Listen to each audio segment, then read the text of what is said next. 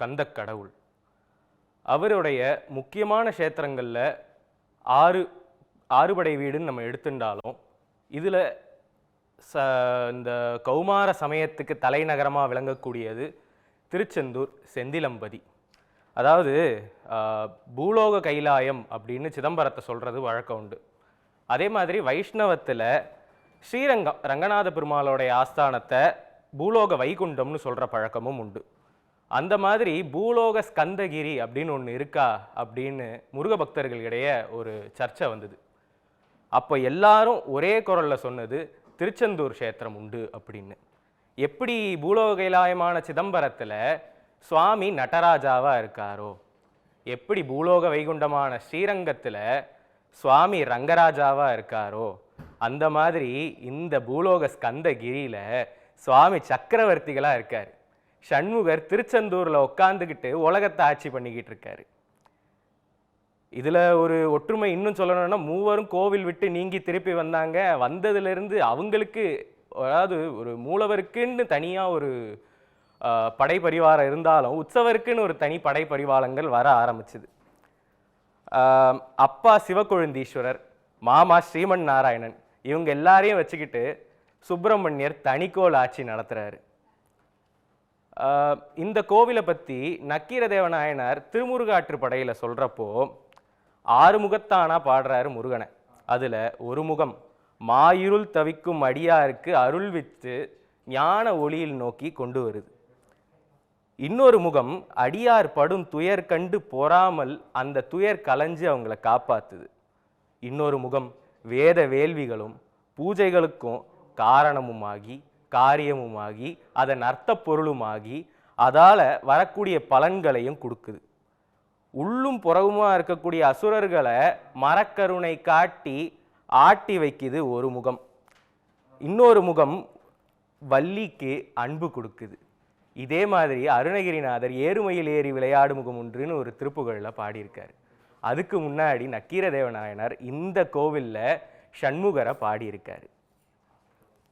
யோக மரபுல சுப்பிரமணியரை ஆக்ஞா சக்கரத்தோடைய மூர்த்தியாக சொல்லுவாங்க. அதாவது நம்ம உடம்புல 6 சக்கரம் உண்டு அப்படிங்கிறது யோக மரபு. அதில் மூலாதாரம், சுவாதிஷ்டானம், மணிப்பூரகம், அநாகதம், விஷுத்தி, ஆக்ஞா அப்படிங்கிற 6 சக்கரம். இதுக்கு மேலே சஹசிரார சக்கரம் இருக்கு. குண்டலியான சக்தி மகாகணபதியோடைய உதவியோடு மூலாதாரத்திலிருந்து எழும்பி ஆக்ஞா சக்கரம் தொட்டு சஹசிராரத்தில் எப்போ போய் நிற்கிதோ அதுதான் ஆத்மாவோடைய பூர்ண அனுபவமாக இருக்குது. அதை மோட்சம்னு சொல்லுவாங்க. அப்படி ஆக்ஞா சக்கரத்தில் சுப்பிரமணியர் இருக்கார். ஏன்னா அவர் ஞானமூர்த்தி. ஞானமூர்த்திக்கு குண்டலினி சக்தியை சஹசிராரத்தை கொண்டு போய் சேர்க்கிற குருவாகவும் வேலை இருக்கு. குண்டலினி சஹசிராரத்தை சேர்றப்போ சிவசக்தி ஐக்கிய சாமரஸ்யத்தை அடையுது. அந்த இடத்துல பரமானந்தத்தை அனுபவிச்சு அதுவே மோட்சம் என்னும் அனுபவமாக சொல்லப்படுது. இந்த ஆக்ஞா சக்கரத்தில் சுப்பிரமணியர் இச்சாசக்தியான வள்ளியம்மையோடையும் ஞான சக்தியாக சுப்பிரமணியராகவும் கிரியாசக்தியாக தேவசேனை அம்மையோடையும் இருக்கார். அதாவது ஒரு குரு ஞானத்தோடைய வடிவமாகவே இருப்பார். அவர் எப்போ ஞானத்தை கொடுக்கணும் அப்படின்னு வராரோ அப்போ நமக்கு மோட்சம் அடையணும் அப்படின்னு இச்சை, ஒரு ஆசை பிறக்கும். அப்படி மோட்சம் வாங்கணும் அப்படின்னு நமக்கு ஒரு ஆசை பிறக்கிறப்போ அதுக்கு என்னென்ன கிரியைகள் செய்யணும் அப்படிங்கிறத அவரே சொல்லி கொடுக்குறாரு. அது மூலமாக அவர் பூர்ண ஞானத்தை கொடுத்து, ஞானம் அடைஞ்சா அடுத்து என்ன, மோட்சம் தானே, அப்படி மோட்ச அனுபவத்தையும் கொடுக்குறாரு. இப்படி ஒரு குருநாதனாக இருந்து முருகன் கொடுக்கறதால அவரை குரு குஹ அப்படின்னு சொல்லுவோம். இவ்வளவு சொல்கிறதுக்கு காரணம் என்னென்னா, அந்த ஞானத்தை முருகன் கொடுத்ததோடைய வடிவம் தான் சூரசம்ஹாரம். திருச்செந்தூர் க்ஷேத்திரத்தில் சூரசம்ஹாரம் நடக்குது. எதுக்கு திருச்செந்தூர் க்ஷேத்திரத்தை முருகன் சூரசம்ஹாரம் நடத்த தேர்ந்தெடுத்தார் அப்படிங்கிறத விட திருச்செந்தூரில் எப்படி அவருக்கு ஆட்சி அளிப்பாருங்கிறத முதல்ல பார்ப்போம். திருச்செந்தூரில் சுப்பிரமணிய சுவாமி இருக்கக்கூடிய தோற்றத்துக்கு ஞான சாஸ்தா அப்படின்னு பேர் உண்டு.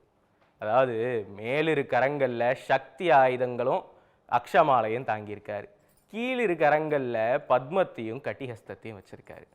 இப்படி அவர் ஞானத்தையே போதிக்கிற ஒரு ரூபமாக இருக்கிறதால எப்படி ஆணவம் கண்மம் மாயையான சூரர்களை அவர் சம்ஹாரம் பண்ணுறதுக்கு இந்த ஞானத்தை உபயோகிக்கிறாரு அப்படிங்கிற அந்த திருவிளையாடலை காட்டுறது தான் சூரசம்ஹாரம். குருவாய் வருவாய் அருள்வாய் குகனே அப்படின்னு சொல்லக்கூடிய பாடல் உண்டு, அருணகிரிநாதர் செய்தது. இப்படி அவர் குருவா வந்து இந்த அகந்தை அழிச்சு, அதாவது 3 அசுரர்கள் சொல்லுவாங்க, சூரபத்மன், தாரகாசுரன், சிம்மமுகன். இதில் சிம்மமுகன் ஆணவம், தாரகாசுரன் கர்மம், மாயையா சூரபத்மன். அதாவது ஒரு மனுஷனுக்கு ஆணவம் அப்படிங்கிறது எப்போ வரும் அப்படின்னா, அவனுடைய உஜ்ஜீவனத்துக்காகவே ஒருத்தர் சொல்கிறப்போ எனக்கு தெரியும் நீங்கள் பார்த்துக்கங்க அப்படின்னு சொல்கிறது ஆணவம். அதை வணங்கா தன்மை, ஒரு விஷயத்தை ஏற்றுக்கிறதுக்கான பக்குவமின்மை அப்படின்னு சொல்லலாம். அந்த ஆணவம் ஏன் வருது அப்படின்னா, அனாதி காலமாக நம்ம பண்ணக்கூடிய பாவ புண்ணியங்களுடைய பலனாக வருது. ஒரு தப்பு பண்ணால் அவன் கெட்டவன் ஆயிடுவானா அப்படின்னா இல்லை. ஒரு தப்பு செஞ்சு அந்த தப்புனால் கிடைக்கக்கூடிய ஒரு சிற்றின்பத்தை மாற்றி மாற்றி மாற்றி அதை அனுபவித்து அது மேலே ஒரு வாஞ்சை ஏற்பட்டு மேலே மேலே பல தப்பு செய்கிறப்போ அது கர்மாவாக வந்து நிற்கிது. அந்த கர்மம் தாரகாசுரன். இப்போ இந்த கர்மம் எப்படி நம்மளை வந்து பாதிக்குது அப்படின்னு கேட்டோம்னா அதுக்கு காரணம் மாயை. மாயைங்கிறது சூரபத்மன். மாயைன்னா என்ன? நான் வேற, சுவாமி வேற, நான் வேற, முருகப்பெருமான் வேற அப்படின்னு நினைக்கிறது தான் மாயை. அதாவது ஆத்மாதான் சுப்பிரமணியர். அதாவது ஒரு பெரும் குகைக்குள்ள கடைசியில் ஒரு வெளிச்சம் இருக்கும், அதுதான் சுப்பிரமணியர் குகமூர்த்தி. அப்படி நம்மளுடைய ஹிருதய கமலத்துக்குள்ளே இருக்கக்கூடிய ஆத்மா தான் சுப்பிரமணியர்னு சாஸ்திரங்கள் சொல்லுது. அதை நம்ம புரிஞ்சுக்கிறதுக்கு நமக்கு ஞானம் தேவை. அந்த ஞானம் எப்படி கிடைக்கும்? ஸ்வயம் பிரகாசம். அந்த ஞானம் தானே தன்னை அடைகிறது. அப்படியாக இந்த ஆணவம் கண்மம் மாயை மாதிரியான மும்மலங்களை சுப்பிரமணியர் ஞானத்தை கொண்டு அழிக்கிறார். ஞானம் வெறுமனே இல்லை. சிவபெருமான் ஞானத்தோடைய சுரூபம், சக்தி அம்மை. அதாவது சிவம்ங்கிறது எப்பவுமே ஒரு நிலையான தன்மையில் இருக்கக்கூடியது, சக்திங்கிறது எப்பவுமே ஒரு கைனெட்டிக் ஃபார்ம் ஆஃப் எனர்ஜியில் இருக்கக்கூடியது. இப்போ சிவபெருமான் ஆண்மகன்னு சொல்லுவாங்க சுப்பிரமணியரை. சிவபெருமானுடைய நெற்றிக்கண்ணிலிருந்து வந்த 6 திருப்பொறிகள்லேருந்து வந்தவர் தான் சுப்பிரமணியர். அது 6 குழந்தைகளாக இருக்க சக்தி உமையம்மை தன் கரஸ்பர்ஷம் பண்ணுறப்போ 6ம் சேர்ந்து ஒரு குழந்தைய ஆகுது. அதனாலேயே எப்போ சிவமும் சக்தியும் சேருதோ அந்த இடத்துல சுப்பிரமணியர் இருக்காருன்னு சொல்கிற வழக்கம் உண்டு. தியாகராஜ பெருமானுடைய மத்தியத்திலையும் இந்த மாதிரியான சிவசக்தி ஐக்கியத்தில் வந்த சுப்பிரமணியர் தான் இருக்கார். அந்த சுப்பிரமணியர் ஞான வடிவானவர். அவர் ஞான சாஸ்தாவா திருச்செந்தூரில் கோவில் கொண்டிருக்காரு. அந்த ஞானமாக தான் இருக்கேன், தான் நின்று உன்னுடைய கஷ்டங்களை தீர்த்து வைப்பேன் அப்படிங்கிறத ஒரு மேக்ரோ லெவலில் அவர் காட்டுறதும் மைக்ரோ லெவலில் காட்டுறதும் ரெண்டுமே திருச்செந்தூரில் நடக்குது. திருச்செந்தூரில் செந்திலாண்டவர் கிழக்க நோக்கி கடற்கரையை பார்த்த மாதிரி இருக்கார். முதல் முறையாக அவரை பார்த்த அந்த ஞாபகம் இன்னும் என் கண்ணுக்குள்ளேயே நிற்கிது. ஒரு 5-5.5 அடி ஒசரத்தில் இருப்பார். மூலஸ்தானத்தில் நின்னபடிக்கு இருப்பார். நேராக இடுப்பில் கையை வச்சு ஒரு சமபங்கம் அப்படின்னு சொல்லக்கூடிய அந்த தோற்றத்தில் நிற்பார். மேல் கரத்தில் சக்தி ஆயுதம், இன்னொரு கரத்தில் அக்ஷமாலை ருத்ராட்ச மாலையோடு இருப்பார். ஒரு கரத்தில் கமல புஷ்பத்தை தாங்கி இருப்பார், இன்னொரு கரத்தில் இடுப்பை பிடிச்ச மாதிரி, அது கட்டி ஹஸ்தம்னு பேர், அப்படி நிற்பார். அவர் கூடவே பின்னாடி ஜெகதீஸ்வரன் ஜெகநாதன் அப்படின்னு சுவாமியும் இருப்பார். சூரசம்ஹாரம் பண்ணி முடிச்சதுக்கு அப்புறமா இந்த சிவபெருமானுக்கு முருகப்பெருமான் பூஜை பண்ணுறாரு. அதுக்காக கையில் புஷ்பம் வச்சிருக்காரு. கிழக்க நோக்கி சுவாமி இருக்க, முருகப்பெருமான் வடக்க நோக்கி பூஜை பண்ணுறாரு. தேவர்கள் எல்லாருமே தேவர் வரதா முருக தம்பிரானேன்னு கூப்பிட்ட உடனே அப்படியே திரும்பி ஒரு மந்தஹாசத்தோட பார்த்தாரு.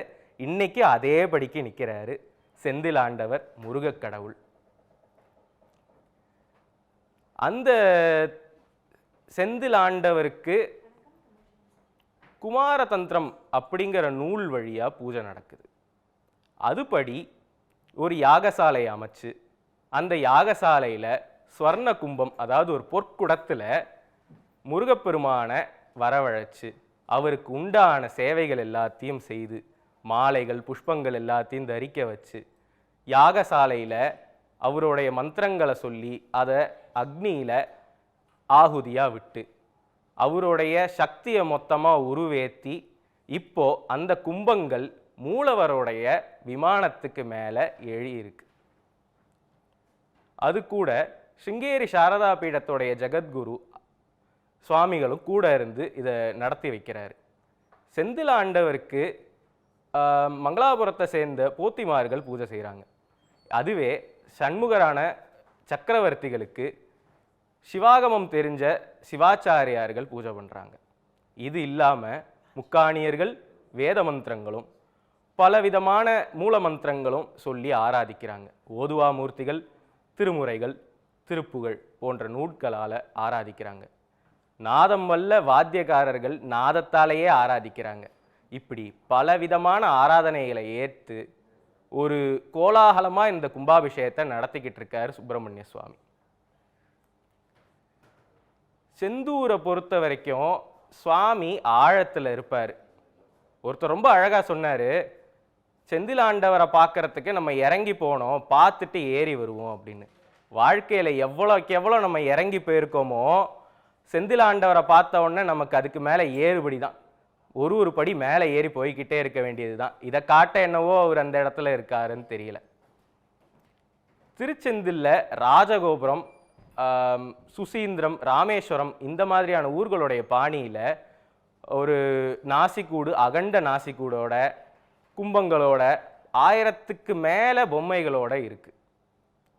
இந்த ராஜகோபுரத்து வழியாக ஜனங்களுக்கு பிரவேசம் கிடையாது. ஜனங்க உள்ளே போய் சுவாமி பார்க்க முடியாது. ஏன்னா திருச்செந்தூருடைய மண் காற்று, உப்பு காற்று இந்த மாதிரியானதும் எதிர்காத்து இருக்கிறதாலையும் அந்த கதவு வழியாக உள்ளே போக முடியாமல் இருக்குது. அது மட்டும் இல்லாமல் அந்த ராஜகோபுரத்தோடைய படிக்கல் சுவாமியை விட ஒசரமாக இருக்கிறதால அது வழியாக பிரவேசம் இல்லைன்னு சொல்லுவாங்க.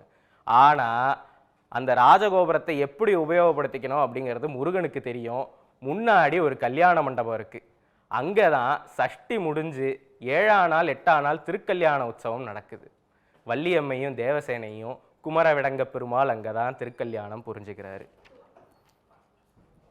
குருவாய் வருவாய் அருள்வாய் குஹனே அப்படின்னு சொல்லியிருப்போம். இதில் குஹன் அப்படிங்கிற வார்த்தைக்கு என்ன அர்த்தம்னா, நம்ம சாஸ்திரப்படி நம்மளுடைய ஹிருதயம் அப்படின்னு சொல்கிறது ஒரு கவிழ்த்திய தாமரை போலவும் அதுக்குள்ள ஒரு குகை இருக்கிறதாகவும் நம்ம எடுத்துக்கிறோம்.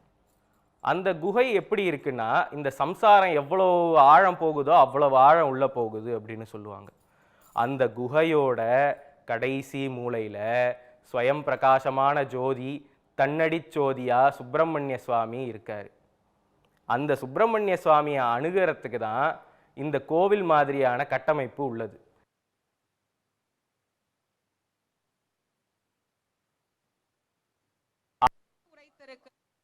உன்னை ஒழிய ஒருவரையும் யான் நம்புகிறேன் என்று சொல்லுகிற அந்த வார்த்தையிலேயே எவ்வளவு வலிமையை நமக்கு அடக்கி இருக்கிறார் பாருங்கள். பின்னை ஒருவரையும் யான் பின் செல்லேன். இங்கே இருக்கக்கூடிய முருகப்பெருமானை ஒரு முறை நாம் அவருடைய திருவடிகளை இருக்க பிடித்து விட்டால் அதற்கு பிறகு இன்னொருவரினுடைய திருவடியை பிடிக்கின்ற நிலை நமக்கு வாழ்க்கையில் வராது என்பதை அழுத்தம் திருத்தமாக நமக்கு பதிவு செய்கின்றார் அருணகிரிநாத சுவாமிகள். முருகன் கழலடியை பற்றியவர், வேறு எந்த கழலடிக்கும் செல்ல வேண்டாம், கந்தன் கழலடியே நம்மை காப்பாற்றும் என்பதை அடையாளப்படுத்தி காட்டுகின்றார் நம்முடைய கந்த கடவுள். செந்தில் மாநகரிலே கருணை கடலே கந்தா போற்றி. தமிழ் கடவுள் முருகனுக்கு தமிழகத்தில் 6 இடங்கள் மிகவும் சிறப்பு வாய்ந்த முக்கியத்துவம் வாய்ந்த தலங்களாக பார்க்கப்படுகின்றது. தமிழ் கடவுள் முருகனுக்கு தமிழகத்தில் 6 படை வீடுகள் இருப்பது நாம் அனைவரும் அறிந்ததே. அந்த வகையில் 2ஆம் படை வீடாக இருக்கக்கூடிய திருச்செந்தூர் அருள்மிகு ஸ்ரீ சுப்பிரமணிய சுவாமி திருக்கோயிலில் இன்றைய தினம் மிகச் சிறப்பான மகா கும்பாபிஷேகம் என்ற சிகர நிகழ்வு நடக்க இருக்கின்றது. இந்த சிகர நிகழ்வை பார்ப்பதற்கு பல லட்சக்கணக்கில் அங்கு மக்கள் வருகை தந்திருக்கக்கூடியதை நாம் பார்த்து கொண்டிருக்கிறோம். இந்த வேளையில் நம்மளுடைய அரங்கத்திற்கு சிறப்பு விருந்தினர்கள் வருகை தந்திருக்கிறார்கள். அவர்களோடு அவர்களின் ஆன்மீக சொற்பொழிவுகளோடு இந்த மகா கும்பாபிஷேகத்தை நாம் பார்க்க இருக்கின்றோம். முதலில் விருந்தினர்களை வரவேற்றலாம். ஆன்மீக சொற்பொழிவாளர் திருமிகு சுமதி மேகவர்மன் வருகை தந்திருக்கிறார்கள். வணக்கம் மேம். அதே போன்று ஆன்மீக சொற்பொழிவாளர் திருமிகு பிரணவராஜ் அவர்களையும் வரவேற்கின்றோம். மேம், உங்ககிட்ட இருந்து நான் ஆரம்பிக்கணும்னு நினைக்கிறேன். அதாவது ஒரு பாடல் வரும், இது கடலா தலையாலையா அப்படின்னு சொல்லிட்டு வரும். அந்த வகையில் தான் இன்னைக்கு திருச்செந்தூர் கடற்கரையில் மக்களுடைய கூட்டம் இருக்கக்கூடியதை நாம் நேரில் பார்க்குறோம். அந்த வகையில் எத்தனையோ சிறப்புகள் இந்த திருச்செந்தூர் முருகன் கோயிலுக்கு சொல்லப்படுது. மிக முக்கியமாக பார்த்தோமே ஆனால் அந்த 6 படை வீடுகள்லையும் இந்த ஒரு படையில் மட்டும்தான் கடற்கரையில் முருகப்பெருமான் வீற்றிருக்கின்றாரு, பொதுமக்களுக்கு அருள் பாலித்து கொண்டிருக்கின்றாரு. இந்த திருச்செந்தூருக்கு பல கதைகள், புராண சான்றுகள் எல்லாம் இருக்கக்கூடியதை இன்றைக்கும் நாம் பார்த்து கொண்டிருக்கிறோம். மக்கள் மனதில் இந்த திருச்செந்தூர் முருகப்பெருமான் எவ்வாறு வீற்றிருக்கிறார்? வெற்றிவேல் முருகனுக்கு அரோகரா. அறுபடை வீடுகளில் நீங்கள் சொல்லியிருந்தீங்க, இந்த திருச்செந்தூர் அது மட்டும் கடற்கரையில் இருக்குது அப்படின்னு சொல்லியிருந்தீங்க. ஆக்சுவலாக திருச்செந்தூருமே மலையில் தான் இருக்குது. இது கடலும் மலையும் சார்ந்த ஒரு பகுதி. அது கடலை ஒட்டிய சந்தன மலை அப்படிங்கிற மலையில் தான் திருச்செந்தூர் முருகப்பெருமான் எழுந்தருளி இருக்கிறார். இதை கந்த புராணத்தில் கந்தமாதன பர்வதம் அப்படின்னு சொல்கிறாங்க. அதாவது கடலும் மலையும் சார்ந்த பகுதி அப்படின்னு சொல்கிறாங்க. படை வீடு அப்படின்னா ஒரு போருக்கு செல்றதுக்கு முன்னாடி ஒரு இடத்துல எல்லாரும் தங்களோட சேனைகளோட தங்கி இருந்து போருக்கு ஆயத்தப்படுத்துகிற இடம் தான் படை வீடு அப்படின்னு சொல்லுவாங்க. முருகன் சூரனை வதம் செய்யறதுக்காக திருச்செந்தூரில் படை வீடு அமைத்து தங்கிய இடம் இந்த திருச்செந்தூர்.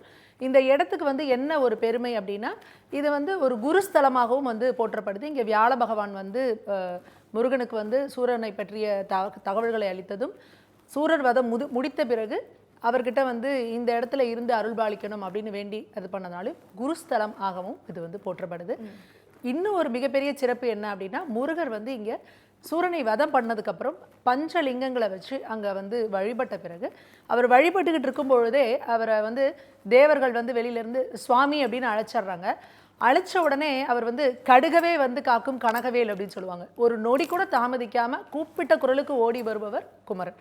அதனால் அவர் என்ன பண்ணுறாரு, சிவனை பூஜை பண்ணுறதுக்காக எடுத்த தாமரையை இவங்க சுவாமின்னு கூப்பிட்ட உடனே இவங்களுக்கு ஏதோ பிரச்சனையோ அப்படின்னு அந்த தாமரையோடய அப்படியே திரும்பி நின்று காட்சி கொடுக்குறாரு. அதுதான் திருச்செந்தூரில் பார்த்தீங்கன்னா அவர் கையில் தாமரை மலர் வச்சுருப்பார், ருத்ராட்ச மாலை வச்சுருப்பார், தலையில் ஜடாமகுடம் தரித்திருப்பார். இப்போது இங்கே ஒரு பூஜா மூர்த்தியாக திருச்செந்தூர் முருகப்பெருமான் காட்சி தரார். அப்போது நமக்கு ஒரு மனிதனுக்கு வாழ்வில் முழுக்க என்ன தேவைப்படுது அப்படின்னா, எதை எடுத்தாலும் வெற்றி, அதன் பிறகு அந்த வெற்றியை தலக்கணத்துக்கு ஏற்றிக்காமல் இதை அனைத்தையும் நான் இறைவனுக்கு அர்ப்பணம் பண்ணுறேன், இது இறைவனால் எனக்கு கிடைச்சிது அப்படின்ற ஒரு இது வரப்போது நிச்சயமாக அவங்க ஒரு மிகப்பெரிய ஒரு சக்தி வாய்ந்த இடமா அது இருக்கும். அப்போது அதனால தான் இன்றைக்கி நம்ம பார்க்குறோம். இங்கே பாருங்கள், சூரசம்ஹாரத்துக்கு இருந்ததை விட பல லட்சக்கணக்கான மக்கள் அங்கே கடற்கரையில் இருக்க மணலுக்கும் மக்களுக்கும் போட்டி அப்படிங்கிற அளவுக்கு, அந்த மணலை எண்ணிரலாம் மக்களை எண்ண முடியாதுங்கிற அளவுக்கு அவ்வளவு மக்கள் கூட்டம் அங்கே இருக்காங்க. அதுதான் அந்த முருகப்பெருமானோட அருள். இன்னொன்று கும்பாபிஷேகத்துக்கு இருக்கிற சிறப்பும் அதுதான். பொதுவாக 12 வருடங்களுக்கு ஒரு முறை நடத்தப்படுது. இது 15 வருடங்களுக்கு பிறகு இது நடத்துகிறாங்க. அப்போது அந்த இடத்துல இருக்கிறப்போ அந்த இடத்துல கிடைக்கக்கூடிய அதிர்வலைகள் அப்படிங்கிறது ரொம்ப ஒரு மகோன்னதமானது. அதனால தான் மக்கள் அந்த இடத்துல எங்கேயோ ஒரு மூலையில் இருந்தாவது அந்த இடத்த பார்த்துடணும், அந்த கும்பாபிஷேக நிகழ்வை பார்த்துடணும் அப்படின்னு சொல்லி எங்கெங்கிருந்தோ லட்சக்கணக்கான பக்தர்கள் அங்கே குழுமி இருக்காங்க. அது மட்டும் இல்லாமல் வீட்டில் இருந்தபடியே நேரலையிலும் கோடிக்கணக்கான மக்கள் இன்னைக்கு திருச்செந்தூர் முருகப்பெருமானை நேரலையில் தரிசனம் பண்ணிக்கிட்டு இருக்கிறாங்க.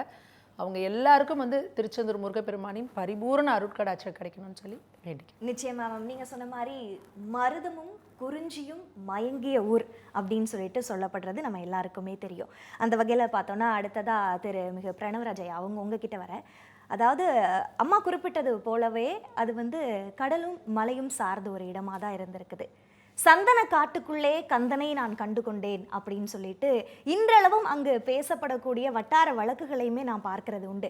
அந்த அளவுக்கு இந்த சந்தனக்காடு திருச்செந்தூர் முருகன் அப்படின்னு சொல்லும் பொழுதே நமக்கு புல்லரிக்கக்கூடிய நிகழ்வுகளும் ஏராளமாக தொடர்ந்து அங்கு பக்கத்தில் இருக்கக்கூடிய ஸ்ரீவைகுண்டமாக இருக்கட்டும், இந்த மாதிரியான ஊர்களையுமே தொடர்ந்து நடந்து கொண்டு இருக்கக்கூடியதையும் நாம் பார்த்து கொண்டு இருக்கோம்.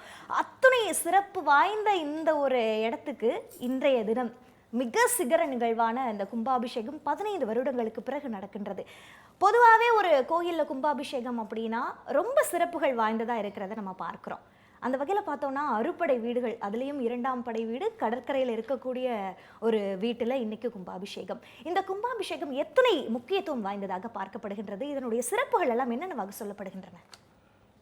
கௌமார சமயம் அப்படின்னு சொல்லுவாங்க, முருகரை முழுமுதற் கடவுளா பூஜிக்கிற அந்த சமயத்துக்கு. இந்த சமயத்தை பொறுத்த வரைக்கும் முருகன் தான் படைக்கிறார், முருகன் தான் காக்கிறார், முருகன் தான் அழிக்கிறார், முருகன் தான் எல்லாமே, அருள் கொடுத்து ஆட்கொள்றது எல்லாமே முருகன் தான் அப்படின்னு இருக்கக்கூடிய ஒரு சமயம். இந்த சமயத்துக்கு ஒரு தலைமை பீடம் அப்படின்னு நம்ம ஒன்றுத்தை எடுத்துக்கணும் அப்படின்னா திருச்செந்தூர் தான் வரணும். ஏன்னா திருச்செந்தூரில் மட்டும் ஆகமத்தினாலையும் பூஜிக்கிறாங்க, தந்திரத்தினாலும் பூஜிக்கிறாங்க, மக்கள் தனக்கு இயன்ற ஒரு சொல் கொண்டு பூஜிக்கிறாங்க, திருமுறைகள் கொண்டு பூஜிக்கிறாங்க, வேத மந்திரங்களும் கொண்டு பூஜிக்கிறாங்க. அண்ட் இசைக்கு இறங்கும் பெருமான் திருச்செந்தூர் முருகப்பெருமான். இப்படி அவர் தனக்கான பூஜை முறைகளை தானே தேர்ந்தெடுத்து எல்லாருக்குமான இடங்களை கொடுத்து வச்சிருக்கார். நமக்கு பெரிய பாக்கியம் தமிழ்நாட்டில் கொடுத்து வச்சிருக்கார். அம்மா சொன்ன மாதிரி அது கந்தமாதன பர்வதம் அப்படின்னு சொல்லுவாங்க. அந்த கல் ஒரு இயற்கையாகவே ஒரு மஞ்சள் தன்மையோடு இருக்கும். இதை எங்கே பார்க்கணும்னா நாழிக்கிணறுடைய அந்த கட்டமைப்பு பண்ணி வச்சுருப்பாங்க. இப்போ போன திருப்பணியில் அதில் இந்த சிதிலமடைஞ்ச தூண்களை வச்சு தான் பண்ணியிருப்பாங்க.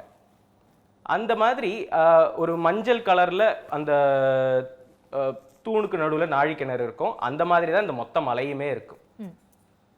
திருச்செந்தூருக்கு பக்கத்துலேயே செம்மண் பகுதி நிறைய இருக்கும். இதில் அந்த செம்மண் பகுதியில் தான் போர் நடந்ததுன்னு சொல்கிற வழக்கமும் உண்டு. இங்கே திருச்செந்தூரில் ஆரம்பித்து மணப்பாடு வரைக்கும் சூரசம்ஹார லீலையை முழுக்க நடத்தியிருக்கார் முருகன். அதாவது திருச்செந்தூர் க்ஷேத்திரங்கிறது இந்த பக்கம் ராமேஸ்வரம், இங்கே மணப்பாடு, இந்த பக்கம் இந்த செம்மண் பூமி, இது மொத்தமும் நிறைஞ்ச ஒரு பெரிய க்ஷேத்திரம். அந்த க்ஷேத்திரத்துக்கு தலைமையில் நடுநாயகமாக இருக்கார் சுப்பிரமணிய சுவாமி முருகப்பெருமான்.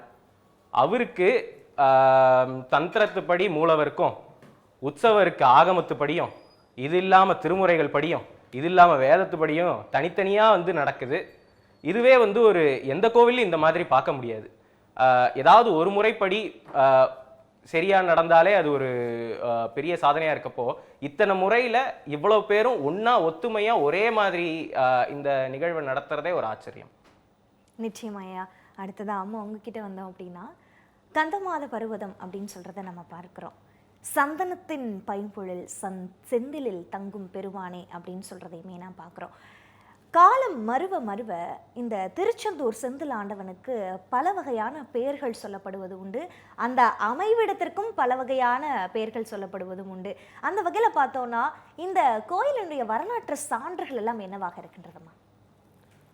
திருச்செந்தூர் அப்படின்னு எடுத்துக்கிட்டோம்னாவே அதோட வரலாறுமே எப்படி, இந்த திருச்செந்தூர் தல வரலாறும் இந்த முருகனோட பெருமையை போல மிக ரொம்ப பெருமையானது நம்ம திருச்செந்தூர் வரலாறு. இது 3000 ஆண்டுகளுக்கு முன்பே மிக பழமையான ஒரு கோவிலாக சொல்லப்படுது. இதை இவர் வியாழ பகவானோட வேண்டுதலுக்கு இணங்க விஸ்வகர்மாவே வடிவமைத்ததாக இந்த கோவிலை சொல்கிறாங்க. பின்பு காலடைவில் அது கொஞ்சம் பழுதடைந்து சேதிலம் அடைந்திருந்தப்போ இந்த நம்ம ஊர் வழக்குகளில் சொல்லுவாங்க, ஆண்டிகள் கூடி மடம் கட்டிய கதை அப்படின்னு சொல்லுவாங்க. ஆக்சுவலாக இது ஒரு பெருமையான இதாக சொல்லப்பட்டது. பின்பு காலப்போக்கில் மருவி அது ஏதோ ஒரு கேலி பொருளாக சொல்கிறதா ஆகப்பட்டது. ஆண்டிகள் கூடி மடம் கட்டியது அப்படின்னா 5 சித்தர்கள் ஒன்று சேர்ந்து அவங்க அந்த சிதிலமடைந்த திருச்செந்தூர் கோவிலை புனரமைச்சு கட்டியிருக்கிறாங்க. பொதுவாக கோவில்கள் எல்லாமே மன்னர்களால் கட்டப்பட்டிருக்கும். ஆனால் இந்த திருச்செந்தூர் கோவில் சிதிலமடைந்திருந்த கோவிலை புனரமைத்து கட்டி எழுப்பியவர்கள் 5 சித்தர்கள். ஆறுமுக சுவாமி, மௌன சுவாமி போன்ற 5 சித்தர்கள் அங்கே எடுத்து கட்டியிருக்காங்க. அவங்களோட ஜீவ சமாதியும் அங்கேயே தான் இருக்குது. இதில் இன்னொரு சிறப்பு என்ன அப்படின்னா, இது கடலோட மட்டத்திலிருந்து ஒரு 15 அடி தாழ்வில் சன்னதி அமைக்கப்பட்டிருக்கிறது. அப்போது எப்பேற்பட்ட ஒரு கட்டிடக்கலையில் எவ்வளவு தேர்ந்த ஞானம் உள்ளவர்களாக இருந்திருக்கிறாங்க நம்மளோட தமிழர்கள் அப்படிங்கிறதுக்கு இது ஒரு மிகச்சிறந்த ஒரு உதாரணம். இன்னொன்று, கடற்கரையில் இருக்கும் பொழுது அந்த உப்பு காற்று படும் பொழுது சாதாரணமாக எவ்வளோ ஒரு இரும்பாக இருந்தால் கூடவே அதோட தன்மை மாறி போகும். ஆனாலும் எத்தனை வருடங்கள் ஆனாலும் அந்த கோவில் அப்படியே அதோட புது பொழிவோடு இருக்குது. சூரனை மட்டுமல்ல சுனாமியையும் வென்றவர் நம்ம சுப்பிரமணியர் அப்படின்னு சொல்லுவாங்க. சுனாமி வந்தது அப்படின்னு சொல்லும்பொழுது நம்ம எல்லாருமே பயந்தது, ஐயோ திருச்செந்தூர் என்னாச்சு அங்கே கடற்கரை அப்படின்னு சொல்லி நம்ம எல்லாருமே அங்கே தான் கவனிச்சோம். ஆனால் அங்கே ஒரு சின்ன ஒரு இது கூட அசம்பாவிதம் இல்லாமல் முருகப்பெருமான் வந்து அத்தனை பேரையும் வந்து காத்தருளினார். ஏன்னா அவ்வளவு பேர் வந்து அந்த டைமில் வந்து கடலில் குளிச்சுட்டு இருந்தாங்க.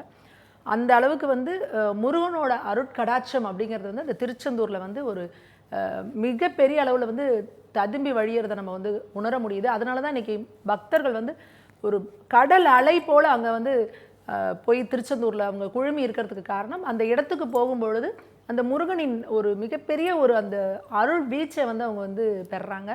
அது அவங்களுக்கு தன் வாழ்க்கையில் எந்த பிரச்சனைகள் போராட்டங்கள் என்ன வந்தாலும் அதை எதிர்கொள்வதற்கான ஒரு தைரியத்தையும் ஒரு மன இது வலிமையும் கொடுக்குது. அதனால தான் திருச்செந்தூருக்கு வந்து இந்த அளவுக்கு வந்து பக்தர்கள் பெரிய அளவில் வந்து பெரும் கூட்டம், எப்படி பண்ணாலும் ஒரு கண்ட்ரோலே பண்ண முடியாத அளவுக்கு ஒரு பக்தர்களின் அலை வந்து இன்னைக்கு திருச்செந்தூரில் இருக்கிறதுக்கு அதுதான் காரணம். நிச்சயமாமா. ஐயா, அம்மா குறிப்பிட்டது போலவே அங்கு நிறைய சான்றுகள் இருக்கிறத நம்ம இன்றளவும் பார்க்க முடிகின்றது. திருச்செந்தூரை பொறுத்தவரை பார்த்தோம்னால் அந்த சுப்பிரமணிய சுவாமியாக இருக்கட்டும், அங்கே அந்த அமைவிடமாக இருக்கட்டும், காலங்காலத்துக்கும் ஒரு பெயர்களால் அழைக்கப்படுது. சூரபத்மனை வதம் செஞ்சதுனாலையும் வெற்றி கண்டதுனாலையும் முருகப்பெருமான் ஜெயந்திநாதன் அப்படின்னு சொல்லிட்டு அழைக்கப்பட்டார்.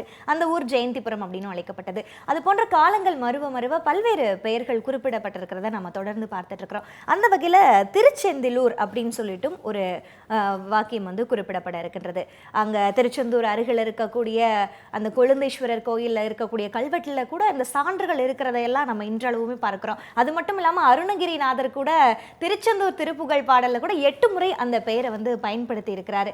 அந்த வகையில் அந்த திருச்செந்திலூர் அப்படிங்கிறது பக்தர்களுக்கு எந்தெந்த வகையில் முருகப்பெருமான் வந்து அருள் பாலித்து அவர்களுடைய குறைகள் எல்லாம் நீக்குகின்றது? ஏன்னா குமரகுருபரராக இருக்கட்டும், ஆதிசங்கரராக இருக்கட்டும், அவங்க எல்லாருக்குமே அந்த முருகப்பெருமான் தொடர்ந்து அருள் பாலித்திருக்கிறார் அப்படிங்கிறதுக்கான சான்றுகளுமே இன்னை வரையும் நம்ம நிலைச்சு நிற்கிறத பார்த்துட்டு இருக்கிறோம். அந்த வகையில் முருகப்பெருமான் எத்துணை சக்தி மிக்க ஒரு ஆண்டவராக இருக்கின்றார்? ரொம்ப அற்புதமாக கேட்டிருந்தீங்க. அம்மாவும் ரொம்ப அழகாக சொல்லியிருந்தாங்க. இந்த திருச்செந்தூருடைய பெருமை முருகப்பெருமானோட பழமை அளவுக்கு உண்டு அப்படின்னு. அது ரொம்ப உண்மையான வார்த்தை. திருமுருகாற்றுப்படையில் நக்கீர நாயனார் சொல்றாரு, ஆற்றுப்படை அப்படிங்கிறது வந்து ஒரு புலவர் இன்னொரு புலவரை பார்த்து, இந்த இடத்துல ஒரு சிறந்த ஒரு மன்னன் இருக்கான், நீங்க வந்து அவர்கிட்ட போய் நீங்க கேளுங்க, உங்க கவி பாடுங்க அப்படின்னு ஆற்றுப்படுத்துதல், அவரை நோக்கி வந்து ஒரு பாதை கொடுத்தது தான் திருமுருக ஆற்றுப்படை. அதுல நக்கீர நாயனார் சொல்றாரு, திருச்சீரலைவாய் அப்படின்னு இந்த ஊருக்கு ஒரு பேர் கொடுக்குறாரு. அது போக திருச்செந்தில் அப்படின்னு ஒரு பேர் இருக்கு, ஜெயந்திபுரம் அப்படின்னு ஒரு பேர் இருக்கு. ஜெயந்தி அப்படிங்கிற வார்த்தை, ஜெயந்தின்னு ஒரு முகூர்த்தம் இருக்கு, ஆவணி ரோஹிணி அஷ்டமி நாளுக்கு ஜெயந்தின்னு ஒரு பேர் உண்டு. அது வருஷத்துல ஒரு நாள் வரும். அதுல ஆரம்பிக்கிற செயல் உலகத்திலேயே எவ்வளோ பெரிய செயலா இருந்தாலும் அது ஜெயிச்சிடும் அப்படின்னு சொல்லுவாங்க. ஆனா இந்த ஊருக்கு ஜெயந்திபுரம்னு பேரு. நித்தியப்படியே அந்த முகூர்த்தத்துல என்ன பலன் உண்டோ அது எல்லாமே இங்க ஜெயந்திபுரத்துல உண்டு. அதனாலேயே ஜெயந்திபுரம். சேது க்ஷேத்திரம்னு சொல்லுவாங்க, கந்தமாதன பர்வதம்னு சொல்லுவாங்க. கல்வெட்டுகள்ல வரகுட பாண்டியன் அவர் வந்து 8ஆம் நூற்றாண்டுல மாணிக்க வாசகருடைய சமகாலத்தவர் அப்படின்னு சொல்லுவாங்க. அவர் காலத்துல இந்த சுவாமியோட பேரு ஸ்ரீமூலஸ்தானமுடையார் ஸ்ரீ சுப்பிரமணிய பட்டாரக்கர் அப்படின்னு சொல்றாரு. இன்னும் பல கல்வெட்டுகள்ல சுப்பிரமணிய பிள்ளையாருங்கிற பெயரை வந்து சுவாமிக்கு கொடுக்கப்பட்டிருக்கு. அது இல்லாம ஒரு அழகான சான்றிதழ் என்னன்னா, வரகுண பாண்டியன் காலத்துல ஒரு குறிப்பிட்ட காசை வந்து கோவிலுக்கு செலுத்தி, அந்த காசை கோவிலோடைய கட்டுப்பாட்டில் இருந்த கிராம சபைகளுக்கு கடனா கொடுத்து அதோட வட்டியா 2 கலம் நெல் கொடுக்க சொல்லி மன்னர் உத்தரவு. அந்த 2 கலம் நெல்லை கொண்டு தான் சுவாமிக்கான பூஜை, நித்தியப்படி பூஜை செய்யணும் அப்படின்னு. கோவில் மக்களுக்கு உதவி பண்ண காலம், அதுக்கான கல்வெட்டு சான்றிதழ் எல்லாமே இங்கே உண்டு. நிச்சயம் ஐயா. அம்மா, அடுத்ததான் பார்த்தோம்னா நீங்கள் குறிப்பிட்டது போலவே ஆண்டிகள் அந்த மடத்தை கட்டினாங்க அப்படின்னு சொல்லிட்டு சொல்லப்படுறது உண்டு. கிபி 17ஆம் நூற்றாண்டு, அதாவது 1048ஆம் ஆண்டு கிபியில் இந்த கோயிலில் வந்து டச்சு கொள்ளையர்கள் எல்லாரும் வந்து இந்த கோயிலில் இருக்கக்கூடிய சிலைகள் எல்லாம் வந்து கொள்ளையடிச்சிட்டு போனாங்க. அது பிறகு அது வந்து மீட்கப்பட்டு அங்கே எல்லா வேலைகளுமே நடந்ததாக சொல்லப்படுற கதைகளும் உண்டு. அந்த டச்சு கொள்ளையர்களுடைய அந்த கதை என்பதே மிகவும் அசர வைக்கக்கூடிய வகையில் இருக்கக்கூடியதை நம்ம பார்க்குறோம். அது என்ன கதை? 1648களில் இங்கே டச்சுக்காரர்களுக்கும் போர்த்துகீசியர்களுக்கும் இங்கே நம்மளோட அந்த கடற்கரை திருச்செந்தூரில் வந்து ஒரு போர் நடக்குது. இதில் டச்சுக்காரர்கள் வெல்றாங்க.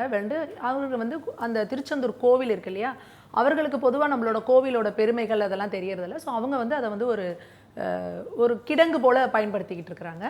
கிட்டத்தட்ட ஒரு 2 வருடங்கள் அங்கே வந்து அவங்க இதை பண்ணுறாங்க. அப்போது திருமலை நாயக்கர் அவங்க வந்து அதுக்கு வந்து எதிர்ப்பு தெரிவிக்கிறாங்க. அந்த கோவிலை வந்து வெளியில் போகணும் அப்படின்னு சொல்கிறாங்க. அது மட்டும் இல்லாமல் பொதுமக்களும் தன்னெழுச்சியாக பொதுமக்களும் சேர்ந்து திருமலை நாயக்கரோட படையோடு சேர்ந்து அந்த டச்சுக்காரர்களை வந்து தோற்கடிக்கிறாங்க போரில். அப்போ இவங்க என்ன செய்கிறாங்கன்னா, நம்ம கோவிலை காலி செஞ்சே ஆக வேண்டிய நேரம் வந்துருச்சு, போரில் தோத்துட்டோம் அப்படின்றப்போ இங்கே இருந்து எதையாவது கொள்ளையடிச்சிட்டு போகணும் அப்படின்றப்போ கோவிலில் இருக்க செல்வங்கள் எல்லாத்தையுமே பொதுவாக அவங்க வந்து அந்த தங்கம் வெள்ளி ஆபரணங்கள் எடுக்கும் பொழுது அங்கே இருக்கக்கூடிய உற்சவ மூர்த்தியான ஜெயந்திநாதருடைய சிலையையும் நடராஜமூர்த்தியோட சிலையும் அது 5 பொன்னால் ஆன சிலை, ஆனால் அவங்க அதை தங்கம் அப்படின்னு நினச்சி அதையும் சேர்த்து எடுத்து கப்பலில் கிளம்பிடுறாங்க. ஸோ அவங்க கிளம்பி போயிட்டு இருக்கப்போ பார்த்தீங்கன்னா வழிநெடுக கடுமையான புயல் பெரிய அளவில் கடலில் பொங்கி ஆர்ப்பரிக்குது. அவங்களால சமாளிக்க முடியல. அப்போ ஏதோ ஒரு நேரத்தில் அவங்களுக்கு என்ன தோணுதுன்னா, இந்த 2 சிலையை நம்ம வச்சிருக்கிறதுனால தான் நமக்கு இவ்வளோ பிரச்சனை, நம்ம இதை தூக்கி கடலில் போட்டுருவோம் அப்படின்ற அளவுக்கான வித்தியாசம் அவர்களுக்கு தெரியுது. உடனே என்ன பண்ணுறாங்க, அந்த சிலைகள் 2ஐயும் கடலில் போட்டுடுறாங்க. கடலில் போட்ட உடனே அந்த புயல் எல்லாமே நின்றுச்சு.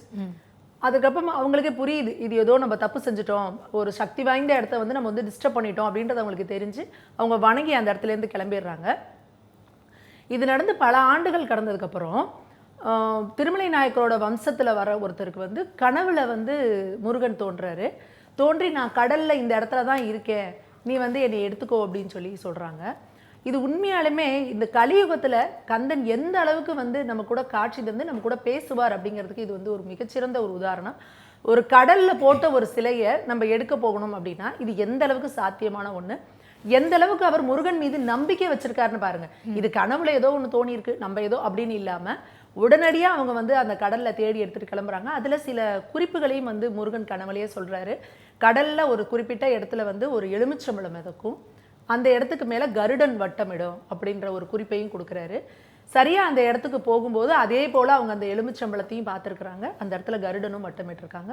அப்போ அந்த இடத்துல இவங்க கூட்டிகிட்டு போன ஆட்கள் அங்கே குதித்து தேடும் பொழுது அங்கே வந்து ஜெயந்திநாதரோட சிலையும் நடராஜரோட சிலையும் திரும்ப மீட்டு எடுத்திருக்காங்க. அப்படின்றது வந்து நமக்கு ரொம்ப ஒரு உணர்ச்சி வந்து, அதாவது கந்தன் எந்த அளவுக்கு வந்து சக்தியோடு அங்கே வந்து பரிபாலனம் பண்ணிக்கிட்டு இருக்காரு அப்படிங்கிறத வந்து இப்போ நினச்சாலும் நம்ம அந்த இடத்துல போய் நிற்கும் பொழுது நமக்கு அவ்வளோ ஒரு உணர்வு மேலோங்கி இருக்கும். நமக்கு அந்த அளவுக்கு கந்தன் வந்து சக்தியோடு இருக்கிற இடம் அது.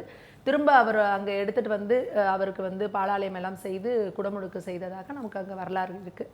அதனால் அந்த ஜெயந்திநாதர் அந்த கடலில் 2 வருஷங்களுக்கு மேலே கிடந்ததுனால அவரோட முகம்லாம் அந்த உப்பு தண்ணியில் அரிச்சிருக்கிறத நம்ம இன்றைக்கும் பார்க்கலாம். உற்சவமூர்த்திக்கு அவரோட முகம் வந்து அந்த உப்பு தண்ணீரால் அரிச்சிருக்கலாம், ஆனால் இன்னமும் அவர் மீதான அன்பு நமக்கு இன்னும் அதிகமாக தான் ஆகுது. அந்த உற்சவர் சிலையை பார்க்கும்பொழுதெல்லாம் 2 வருடம் கடலில் இருந்தால் கூட எப்படி தன்னை மீட்டு திரும்ப அந்த இடத்துக்கு சேர்ந்தார் அவர் அப்படின்றத பார்க்கும்பொழுது, இது வருங்கால தலைமுறைக்கு அதை பார்க்கும்பொழுது இன்னும் சில பேர் சொல்லுவாங்களே, அது எப்படி கடவுள் வந்து உங்கள் கடவுள் பேசுவாரா, உங்கள் கடவுள் பதில் சொல்லுவாரா அப்படின்னு கேள்வி கேட்குறவங்களுக்கு, ஆமாம் எங்கள் கந்தன் வந்து பேசுவார், எப்படி வந்து பதில் சொல்லுவார்னு பாருங்க அப்படிங்கிறதுக்கு வந்து இது ஒரு மிகச்சிறந்த ஒரு உதாரணம். இப்போ இந்த கலிகாலத்தில் நமக்கு வாழும் காலத்தில் இது ஒரு 200-300 வருடங்களுக்கு முன்னாடி நடந்திருக்கு அப்படிங்கிறது வந்து உண்மையாலுமே நமக்கு வந்து ஒரு மெய்சில் இருக்கக்கூடிய ஒரு அனுபவமாக தான் இருக்குது. நிச்சயமாகமா. அது போல் பார்த்தோன்னா தூத்துக்குடிக்கு கிழக்கில் அந்த முத்து குளிக்கிற கடலில் முத்தமிழ் வித்தகன் முருகன் நித்தமும் அருள் பாலிக்கின்றான் அப்படின்னு சொல்லிட்டு சொல்லப்படுறது உண்டு. இந்த முருகன் வந்து நித்தமும் எவ்வாறெல்லாம் இந்த பக்தர்களுக்கு அருள் பாலித்தே கொண்டிருக்கின்றார். ஏன்னா நம்ம நிறைய கதைகள் கேட்கறது உண்டு. அந்த முருகன் வந்து இப்போ குமரகுருபரரே எடுத்துக்கிட்டோம் அப்படின்னாலுமே அவர் 5 வயது வரைக்கும் வந்து வாய் பேசாமல் இருந்தார். அவருடைய பெற்றோர்கள் எல்லாம் முருகப்பெருமான் கிட்ட போய் வேண்டுனாங்க. அப்போது வந்து ஒரு கையில் ஒரு மலரோட ஒருத்தர் வந்து நின்னாரு. அப்போ வந்து குமரகுருபரர் ஒரு செய்யுள் பாட்டா பாடி தன்னுடைய முதல் பேச்சை தொடங்கினார் அப்படின்னு சொல்றது எல்லாமே உண்டு. அந்தந்த வகையில் பார்த்தோமே ஆனால் முருகப்பெருமான் மனித உருவிலையுமே இந்த பொதுமக்களுக்கு தொடர்ந்து அன்பையும் அருளையும் வழங்கி கொண்டே இருக்கிறார் என்றுதான் சொல்ல வேண்டும். அப்படிப்பட்ட சிறப்புமிக்க இந்த திருச்செந்தூர் கோயிலில் என்னென்ன மாதிரியான இன்னும் விசேஷங்களும் இந்த செய்யுள்களும் உணர்த்துகின்றன? சிதம்பரத்துக்கு நடராஜர் எப்படியோ, ஸ்ரீரங்கத்துக்கு நம்பெருமாள் எப்படியோ, அந்த மாதிரி சீரலைவாய்க்கு சண்முகர் அப்படின்னு சொல்றதை விட அவரை சக்கரவர்த்தின்னு தான் வந்து உள்ளூர்காரங்க சொல்லுவாங்க. வருஷத்துல 2 பிரம்மோற்சவங்கள் இந்த கோவில்ல நடக்குது, பெருவிழாக்கள். அதுல மாசி பெருவிழா, ஆவணி பெருவிழா அப்படின்னு 2 நடக்குது. இந்த 2 பெருவிழாலையும் 2 நாள் தான் இந்த முருக. ஐயா, இப்போ நான் உங்ககிட்ட வரணும்னு நினைக்கிறேன். அதாவது பார்த்தோன்னா, அம்மா குறிப்பிட்டது போலவே அந்த ஆண்டிகள் எல்லாம் சேர்ந்து இந்த கோயிலை வந்து புனரமைப்பு செஞ்சாங்க அப்படின்னு சொல்லிட்டு கிட்டத்தட்ட 72 ஆண்டுகளாக அந்த புனரமைப்பு பணிகள் எல்லாம் நடைபெற்று அதற்கு பிறகு 1941ஆம் ஆண்டு இந்த கோயிலினுடைய கும்பாபிஷேக விழா நடைபெற்றது அப்படின்றது நம்ம எல்லாருக்குமே தெரியும். 9 தளங்களை கொண்ட அந்த கோபுரங்கள் எல்லாம் இன்றைக்குமே அந்த கடற்கரையினுடைய முனையில் நிலையாக நிலச்சி நிற்கிறத நம்ம பார்க்குறோம். அதற்கான சான்று கூட தான் இன்றைய தினம் நடந்து கொண்டிருக்கக்கூடிய இந்த சிகர நிகழ்வான கும்பாபிஷேகமும் கூட. இப்படி இருக்கக்கூடிய இந்த திருச்செந்தூர் சுப்பிரமணிய சுவாமி கோயிலை கடல்ல இருந்து பார்த்தோம் அப்படின்னாலே அது ஒரு 12 மைல் தொலைவுக்கு அவ்வளவு ஒரு அழகா வீற்றிருக்கிறத நம்மளால பார்க்க முடியும். அதை ஒரு ஏரியல் வியூ அந்த மாதிரியான ஒரு வியூவில் பார்த்தா, ஒரு கழுகு பார்வை காட்சியில் பார்த்தா கடல் அப்படியே பாய்மரம் மிதக்கிற மாதிரி இருக்கும் அப்படின்னு சொல்லப்படுறது உண்டு. இப்போ உண்மையிலே பார்த்தோன்னா ஒரு பாடல் இருக்கு, திருச்செந்தூரின் கடலோரத்தில் செந்தில்நாதன் அரசாங்கம் தேடி தேடி வருவோருக்கெல்லாம் தினமும் கூடும் தெய்வாம்சம். அந்த தெய்வாம்சத்தை இங்க லட்சக்கணக்கான பக்தர்கள் இன்னைக்கு அனுபவிச்சுட்டு இருக்கிறாங்க அப்படின்னு தான் சொல்லணும். இந்த முருகனுடைய தெய்வாம்சங்கள்லாம் எப்படி இருக்கையா? செந்தில்நாதன் அரசாங்கம்னு சொன்னதால சொல்றேன். சக்கரவர்த்திகளை பத்தி சொல்லிட்டு இருந்தேன். தெற்க பார்த்த ஒரு திருமேனியா இங்க சண்முகர் இருக்காரு. தெற்க பார்த்து இருக்கவர் வந்து ஞானத்துக்கான வடிவம்னு சொல்லுவாங்க. எப்படின்னா தட்சிணாமூர்த்தி, நடராஜர் இவங்க எல்லாருமே வந்து தெற்க பார்த்து தான் இருக்காங்க. அதாவது சுவாமி குருவா இருந்து உபதேசம் பண்றப்போ தெற்க பார்த்து வீட்டு இருக்கார் அப்படின்னு சொல்லுவாங்க. முருகனே குருநாதன், அவரு தெற்க பார்த்து இங்க ராஜாவா இருக்காரு. இவரு வருஷத்துக்கு 2 முறை வருவாருன்னு முன்ன சொல்லியிருந்தேன். இன்னைக்கு எல்லாருக்காகவும் 3வது முறையா இன்னைக்கு கும்பாபிஷேகத்தை முன்னேற்று வெளியே வராரு. சண்முக விலாச மண்டபத்துக்கு வரைக்கும் வருவார். அது இன்னைக்கு சாயந்தர பொழுதுல நடக்கும். அது இல்லாமல் ஆறுமுகர் 12 கைகளோடு இருப்பார், 6 முகத்தோடு இருப்பார், நின்ன திருக்கோலத்தில் இருப்பார். முருகனுடைய பூர்ணமான வடிவம் அப்படின்னா அது வந்து சண்முகர் தான் அப்படின்னு சொல்லுவாங்க. அந்த சண்முகர் 2 நாள் வெளியில் வர்றப்போ அவர் இஷ்டத்துக்கு மட்டும்தான் அவர் வெளியே வருவார். அவருடைய ராஜாங்கம் மட்டும்தான் நடக்கும். இன்னும் சொல்லணும்னா அந்த கோவிலில் இருக்கக்கூடிய மற்ற உற்சவர்களான மாப்பிள்ளை சுவாமியாக இருக்கட்டும், ஜெயந்திநாதராக இருக்கட்டும், இவங்க வெளியே கூட வரமாட்டாங்க அவர் சொல்கிற வரைக்கும். இப்போ சண்முகர் வந்து வெளியில் வராரு. வீரபாண்டிய கட்டபொம்மன் காலத்தில் ஒரு விஷயம் நடக்குது. கட்டபொம்மன் என்ன பண்ணுறாரு, ஒரு மண்டபம் சமைச்சு அதை வந்து 7ஆம் திருநாள் முருகன் அங்கே எழுந்துருளணும் அப்படின்னு சொல்லி அவர் ஏற்படுத்துகிறாரு. 7ஆம் திருநாள் மண்டபப்படி வந்து அம்மா சொன்னது போல் முருகனை வந்து திருப்பி செந்தில்ல அமர்த்தின வடமலையப்ப பிள்ளையோடைய மண்டபப்படி அவரோட மண்டபப்படிக்கு போகணும்.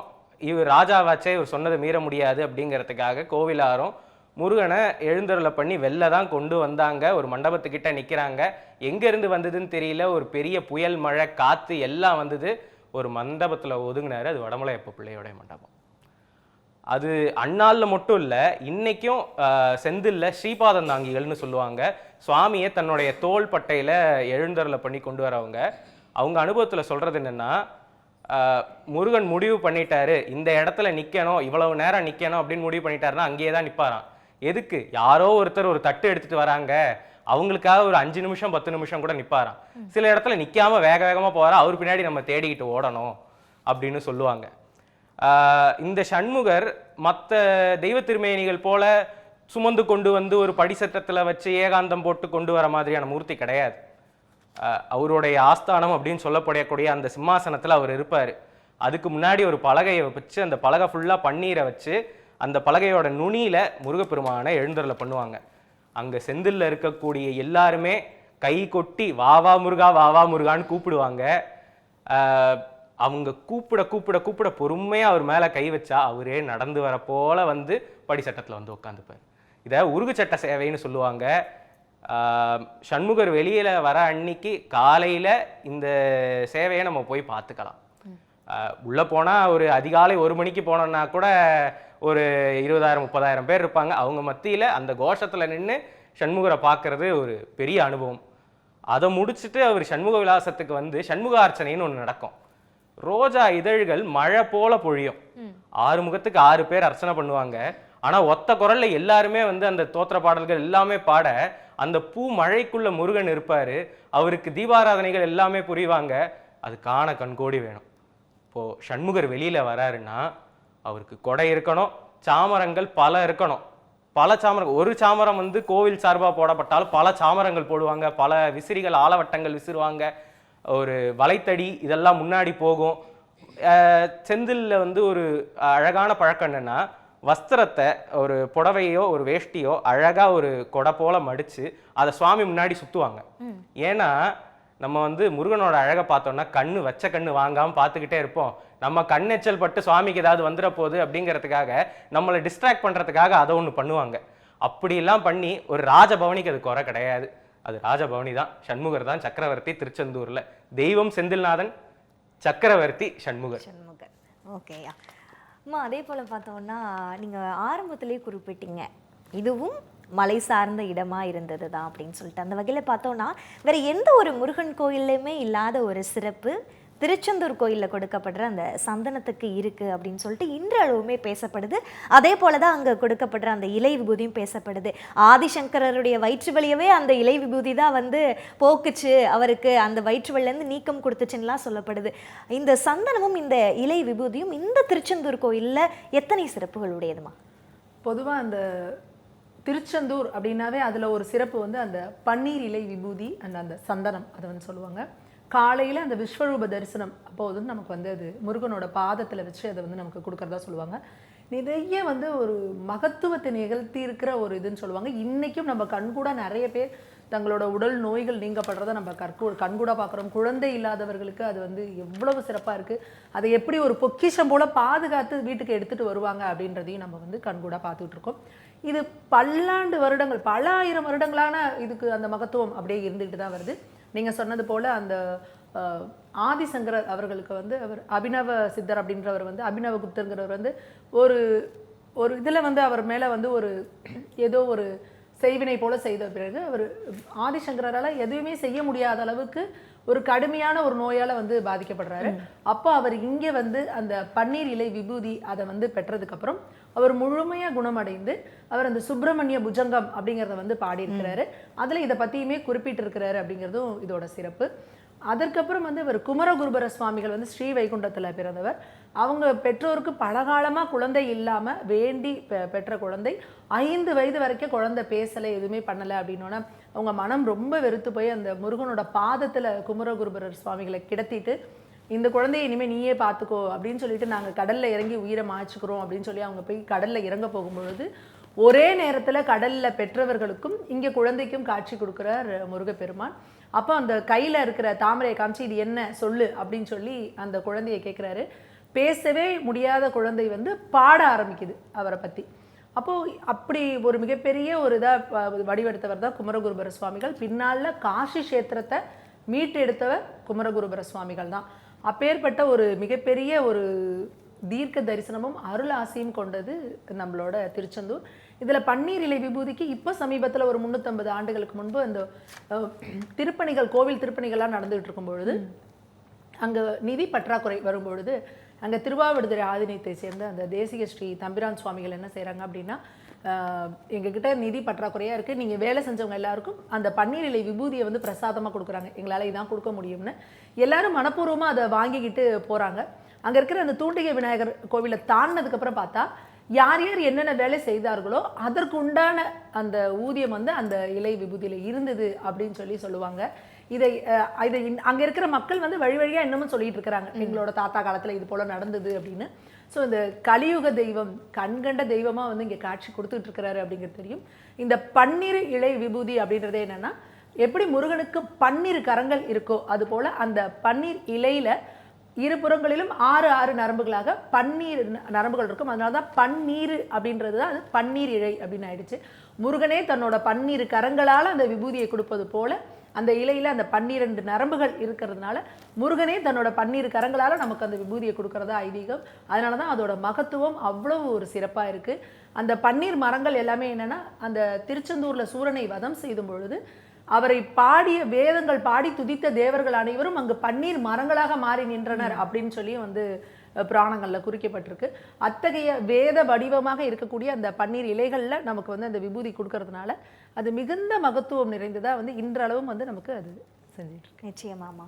ஐயா, அடுத்ததான் உங்ககிட்ட வரணும்னு நினைக்கிறேன். ஒரு பாடல் இருக்குது, அணங்குடை வரைப்பகம் பொழிய வந்து இருக்கும் திருமணி விளக்கின் அலைவாய் அப்படின்னு சொல்லிட்டு. இந்த திருச்செந்தூர அலைவாய் கபாடம் அப்படின்லாம் புராணங்களில் சொல்லப்பட்டதா நமக்கு வந்துட்டு இன்றளவும் சான்றுகள் எல்லாமே இருக்கிறத பார்க்குறோம். இந்த அலைவாய் அப்படிங்கிறது எதனால் வந்தது? இந்த கபாடம் அப்படிங்கிற பேர்லாம் எதனால் வந்தது? முருகன் வந்து சூரபத்மன் அவருடைய பட்டணம் வந்து கடலுக்கு நடுவில் இருந்ததா சொல்லுவாங்க. மாயா நகரம் அது. அந்த இடத்துல அவர் இருக்காரு. முன்னாடி கிரௌஞ்ச மலை அப்படிங்கிற ஒரு மலை வந்து அதை மறைச்சு நிற்கிது. முருகர் கிரௌஞ்ச மலையை அழிச்சிட்டாரு. இந்த இடத்துல அவர் கொத்து பரிவாரங்களோட படகு வீடு அமைச்சு தங்கியிருக்காரு. அப்போது இந்த ஊருக்கு வந்து திரு அலைவாய் அப்படிங்கிற பேர் வர்றதுக்கு காரணம், எப்படி வந்து மற்ற எந்த கோவில்லையுமே இவ்வளவு சமுத்திரத்துக்கிட்ட இருக்க மாதிரி நம்ம பார்க்க முடியாது. அதனாலேயே இந்த கோயிலுக்கு வந்து திருவலைவாய், திருச்சீரலைவாய் அப்படிங்கிற பேர் வந்தது சொல்லலாம். அருணகிரிநாதர் இந்த திருச்சீரலைவாய் அப்படிங்கிற இந்த பேரை ரொம்ப நல்லா பயன்படுத்துவார். அவர் ஒரு ஒரு அனுபவத்துக்காக கேட்குறாரு, முருகா உங்கள் அப்பா வந்து அவ்வளோ அழகாக தாண்டவம் ஆடுறாரு, நீ தாண்டவம்லாம் ஆடுவியா? நீ ஆடி நான் பார்த்ததே இல்லையே அப்படின்னு சொல்கிறாரு. அதுக்காக முருகர் இந்த க்ஷேத்திரத்தில் அருணகிரி பெருமானுக்கு தாண்டவ காட்சி கொடுத்துருக்காரு. இது எப்போ பார்க்கலான்னா, உற்சவத்தோடைய 8ஆம் திருநாள் சிவப்பு சாத்தி நடக்கிறப்போ முன்பக்கம் ஃபுல்லாகவே முருகனாகவே இருப்பார். தங்க கவசங்கள், செந்நிற ஆடை, சிவப்பு புஷ்பம் எல்லாமே இருக்கும். ஆனால் பின்பக்கம் பார்த்தோன்னா புலித்தோல் தரிச்சுக்கிட்டு நடராஜர் எப்படி வந்து ஒரு புஜங்க தாண்டவம் தில்லானா அப்படின்னு சொல்லுவோமோ அந்த மாதிரி ஒரு கையை வீசி ஒரு தாண்டவம் ஆடினபடி பின்பக்கம் வந்து சாத்தியிருப்பாங்க. அது அருணகிரிநாதருக்காகவே முருகப்பெருமான் ஏற்படுத்தி கொடுத்த தாண்டவ காட்சி. முதல்ல சிவப்பு சாத்தி, செந்நிற கடவுள் சிவபெருமானுடைய மகன் அப்படிங்கிறத காட்டுறதுக்காக சிவப்பு சாத்தி நடக்குது. அடுத்து பிரம்மாவை சிறப்பிடிச்சு பிரம்மசாஸ்தாவா முருகப்பெருமான் சிருஷ்டி வேலையெல்லாம் பண்ணுறாரு. இவ்வளோ அழகாக இருக்குது திருச்செந்தூர். மேபி அவர் பிரம்மசாஸ்தாவாக இருந்து இதை சிருஷ்டி பண்ணியிருந்தாலும் சொல்கிறதுக்கு இல்லை.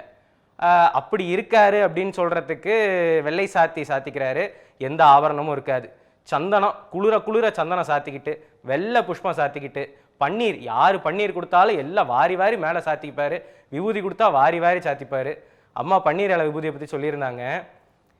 திருச்செந்தூரில் எப்படின்னா, முருகனுக்கு விபூதி கொடுத்தாலும் பன்னீர் இலை தான் கொடுப்பாங்க, நமக்கு விபூதி கொடுத்தாலும் பன்னீர் இலையில தான் கொடுப்பாங்க. என்னென்னா, அந்த ஆத்மஸ்வரூபமாக முருகன் இருக்கிறதால அவருக்கு அதே பன்னீர் இலை தான், நமக்கு அதே பன்னீர் இலை தான். அந்த பன்னீர் இலை கிடைக்கிறப்போ ஆச்சாரியர் பெருமக்கள் என்ன சொல்லுவாங்கன்னா, அதை வாங்கி பிரித்து கண்ணில் ஒத்திட்டு அண்ணாந்து பார்த்து ஒரு துளி கூட கீழே சிந்தாமல் இட்டுட்டு கொஞ்சம் வாயில் போட்டுட்டு அதை கொண்டு போய் வீட்டில் பத்திரமா வைக்கணும்னு சொல்லுவாங்க. ஏன்னா அந்த அம்மா சொன்ன மாதிரி 12 கரங்கள் முருகப்பெருமானே வராரு, வந்தவர் அகலாமல் நம்ம கூடயே இருந்துருவாரு அப்படின்னு சொல்லுவாங்க. அது வெள்ளை சாத்தி. கடைசியா பச்சை புயல் மெச்ச தகுபொருள் பட்சத்தோடு ரட்சித்தருள்வதும் ஒரு நாளே அருணகிரிநாதர் சொன்னது. அதுக்கேற்றபடி பச்சை புயல் அப்படின்னு வந்து பெருமாளுக்கு ஒரு பேர் சொல்லுவாங்க.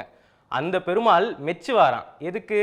முருகர் வந்து காக்கும் இயல்புடன் கண்ணபெருமான் காக்கிறது, காப்பாற்றுறது, எல்லாத்தையும் பாலிக்கிறது, இதுதான் மகாவிஷ்ணுவோடைய வேலை. அப்படி இருக்கக்கூடிய அந்த முருகன், அப்படி இருக்கக்கூடிய மகாவிஷ்ணு மெச்சற அளவுக்கு முருகன் வந்து காப்பாத்துறாரு அப்படின்னு சொல்லுவாங்க. அதை காட்டுறதுக்கு பச்சை சாத்தின்னு தவனம், மறிக்கொழுந்து, பன்னீர் இலை இந்த மாதிரியான இலைகளை சாத்திட்டு பச்சை வஸ்திரத்தோட